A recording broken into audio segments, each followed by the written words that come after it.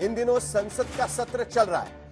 कैसे चल रहा है ये तो आप सभी देख रहे हैं। सिर्फ दो ही मुद्दों पर शोर मचा है। बाकी विपक्षी दल न तो बोल पा रहे हैं न सुन पा रहे हैं। संसद के बाहर प्रदर्शन का एक नया फैशन चल पड़ा है। तो रोज कोई ना कोई दल अपनी बात रखने के लिए संसद के बाहर प्रोटेस्ट कर रहा है। इन विपक्षी दलों की एक बड़ी शिकायत पिछले दिनों सामने आई है। उस पर राजनीतिक बयानबाजियां भी खूब हो रही है। दरअसल इंडिया गठबंधन के घटक दल नेतृत्व परिवर्तन की मांग कर रहे हैं। टीएमसी ने ममता बनर्जी को इंडिया गठबंधन का नेतृत्व देने की मांग कर डाली है। बाकी दलों ने पीछे से ममता बनर्जी की सशक्त छवि का गुणगान किया है। आरजेडी, समाजवादी पार्टी, शरद पवार की एनसीपी से लेकर उद्धव ठाकरे की शिवसेना तक सबने ममता की तारीफ की है। तो इससे विपक्षी गठबंधन के बीच राहुल गांधी के नेतृत्व के खिलाफ आवाजें सुनने लगी है। इंडिया गठबंधन की ड्राइविंग सीट पर वैसे तो कांग्रेस ही है और लोकसभा में नेता विपक्ष राहुल गांधी ही है, लेकिन अब जैसा माहौल है महाराष्ट्र में जो महाविकास आघाड़ी है उसमें भी नेता विपक्ष की ड्राइविंग सीट को लेकर खींचतान शुरू हो सकती है।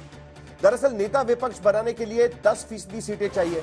महाराष्ट्र में इसके लिए 29 सीटों की जरूरत है, जबकि सबसे बड़ा दल शिवसेना यूबीटी है जिसके पास 20 विधायक है। कांग्रेस की 16 और शरद पवार की 10 सीटें हैं। तो नेता विपक्ष कौन बन पाता है ये देखने वाली बात होगी। फिलहाल इंडिया गठबंधन में जो दरार देखने को मिल रही है वो कहीं ना कहीं महाराष्ट्र के चुनावी नतीजों का आफ्टर इफेक्ट भी माना जा रहा है और वैसा ही नजर आ रहा है।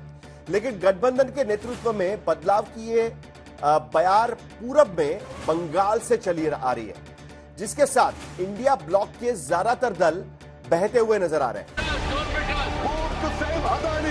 सदन में चलाना चाहते हैं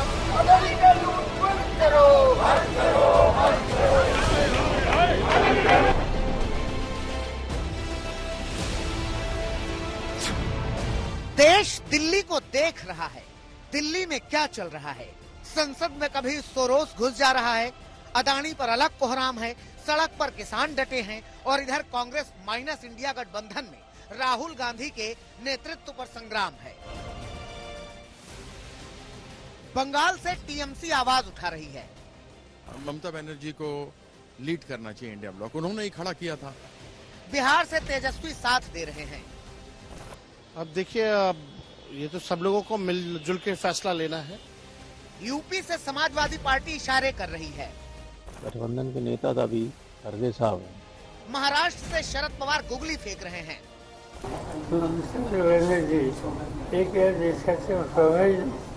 तो उद्धव की शिवसेना भी पीछे नहीं है। वो एक हैं जो सबको साथ में लेकर चली हैं। और महाराष्ट्र के चुनाव नतीजों के बाद इंडिया गठबंधन के नेताओं की शिकायत बढ़ती जा रही है कि कांग्रेस पार्टी सबको साथ लेकर नहीं चल रही।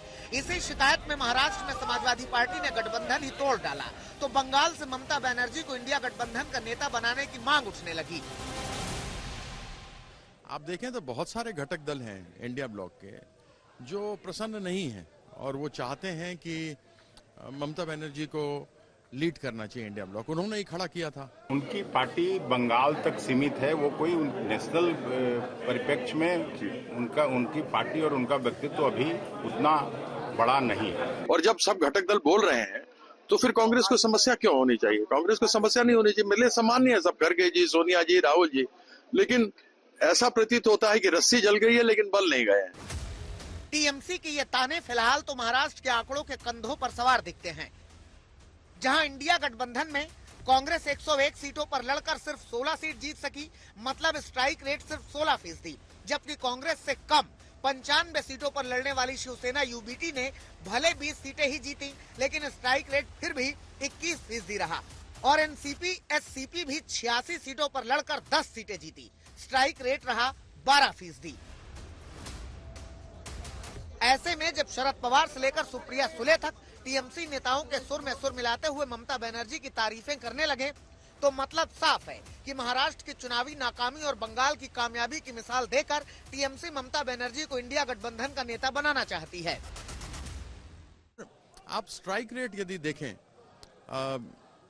कांग्रेस का 1-1 बीजेपी के साथ तो 10% है सिर्फ, लेकिन अगर आप टीएमसी का देखें बीजेपी के साथ तो हम 70% स्ट्राइक रेट पर आगे बढ़े हुए हैं और वह सबसे सक्षम है।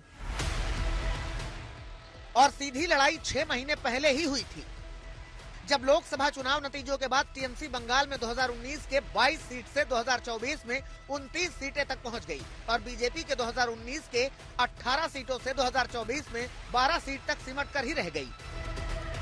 वैसे भी पंचायत चुनावों से लेकर लोकसभा चुनाव तक बंगाल में ममता बनर्जी ने बीजेपी को जैसे टक्कर दी है, उसका मुकाबला कोई अन्य क्षेत्रीय दल नहीं कर सका है। 2024 के लोकसभा चुनाव में हालांकि टीएमसी ने गठबंधन नहीं किया था, लेकिन जब लोकसभा के नतीजे आए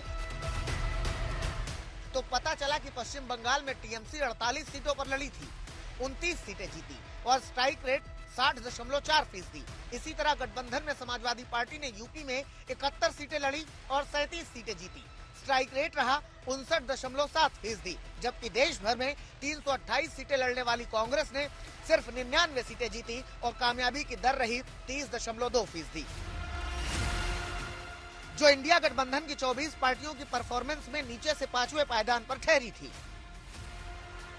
वैसे 23 जून 2023 को पटना में इंडिया गठबंधन की जिस बैठक में लालू यादव ने राहुल गांधी को दूल्हा और बाकी सबको बाराती कहा था, तब से कांग्रेस पार्टी खुद ब खुद गठबंधन के बड़े फैसले कर रही थी, सीट बंटवारे में अपनी शर्तें रख रही थी। लोकसभा चुनाव में जब सीटें बढ़ी तो कांग्रेस का हौसला भी बढ़ा। राहुल गांधी नेता विपक्ष की कुर्सी तक पहुंच गए, लेकिन विपक्ष को शिकायत रह गई कि कांग्रेस संसद में सबके नहीं सिर्फ अपने मुद्दे उठा रही है।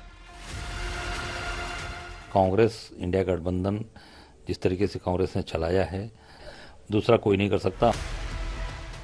लेकिन मौजूदा संसद सत्र में जिस तरह कांग्रेस ने अपने मुद्दों के अलावा सहयोगी दलों के मुद्दों को दरकिनार किया है, उससे नाराजगी बढ़ी है और नेता विपक्ष राहुल गांधी की जगह इंडिया गठबंधन का नेतृत्व दूसरे दल को देने की मांग जोर पकड़ रही है।